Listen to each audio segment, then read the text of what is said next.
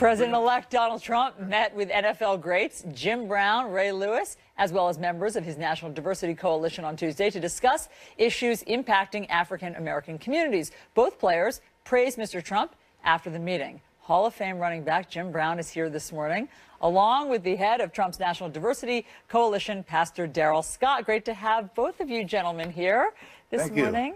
So what was this meeting like? Tell us what you talked to Mr. Trump about. It was a fantastic meeting. We talked about helping people, and we're offering our services to do that, and particularly African-American people that are poor and, you know, not uneducated to a certain degree. And he was very amenable to the points that we made. What made you think he got it? Well, he's a very dynamic personality. And he's also a very friendly, comedic type of individual. So when he said that he was in, that's what he meant. Because basically he will say what's on his mind, and he will tell you the truth. So I felt very good because of his reception of what we brought to the table. So if someone criticized us for being with Mr. Trump, it's that he has the power of that office. And when you meet him, he's a very personable person. So I was very happy and very proud to have had that opportunity, and for him to give us that opportunity to present things that I've worked on most of my life, because I do work for the underprivileged people in this country. Pastor Scott, how do you explain to people why it was okay for then candidate President Trump to explain the African-American condition in this country as you can't walk out of your house, you go down the street, you get shot? That was very offensive to a lot of members of the African-American community. How do you explain it to people? Well, it was offensive to some. It was realistic to others. And he was almost prophetic in his declaration, because not too long after he said you can walk out into your community and get shot, we had Dwayne Wade's cousin suffered a fatality. And so, you know, he's almost prophetic, and what he was saying was the potential exists.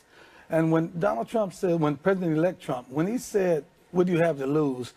What he was really saying was, give me a chance, give me a shot. I'll prove myself to you. And as part of his ongoing commitment to the African-American community, that's what led to the meeting that we had with him on yesterday. He wants to be proactive, not reactive. And so why wait until another person is killed, another riot erupts? Let's get on, let's get someone.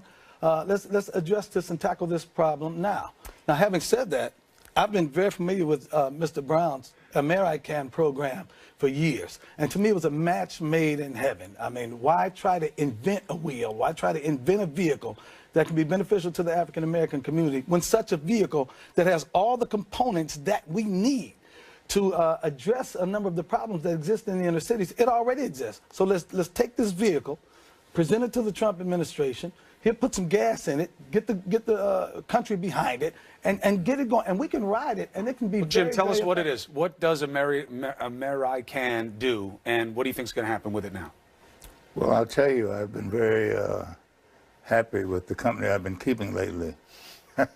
You mean today? Oh, you, Pastor Scott. The last couple of days. Well, he's a very important person. But AmeriCAN deals with the underprivileged. And we stress self-determination. And we encourage people to take that first step, you know, not look to be delivered, but to do everything that you can do for yourself. And we can help you because you are participating to your own advancement and your own success. And it is a program that has been in existence now for almost 20 years.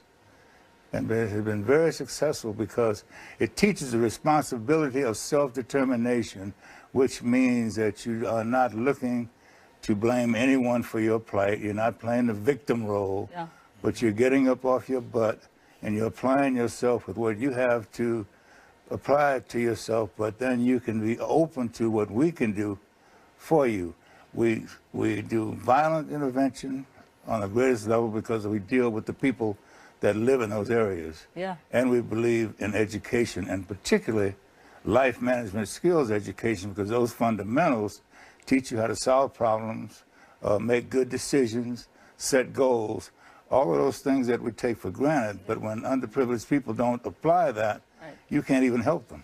On the point that you just made about you've been very pleased with the company that you've been keeping lately, yesterday you said something that got a lot of attention, and maybe you want to clarify it. You said, I fell in love with him because he really talks about helping African-American, black people, and that's why I'm here. People thought that you meant Donald Trump when you said I fell in love with him. What were you talking about? I was talking about my partner. I was talking to the man who got us together, the man who's been the catalyst, the man who has represented.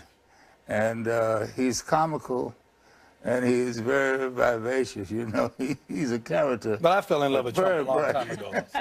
There's a lot of love I fell in going love. around You'll take here. the love. Right. But I think he's a great personality. Got it. So the big concern you're going to have is to see what the president actually does. So what we'll do is President-elect wants president 37 days from now. So we will stay on the policies and we'll keep the conversation going to make sure that the most important part happens, which is the actual actions on the ground where it matters. He's a man of his word. He's going to get behind this program, and this program is going to make it happen. And he's going to be behind it to support it. But do you have any concerns about his cabinet? It's not, you know, the most diverse cabinet. In fact, it's the least diverse cabinet thus far. Does that worry you at all? Well, see, you are here doing your job, and your job is to do exactly what you're doing.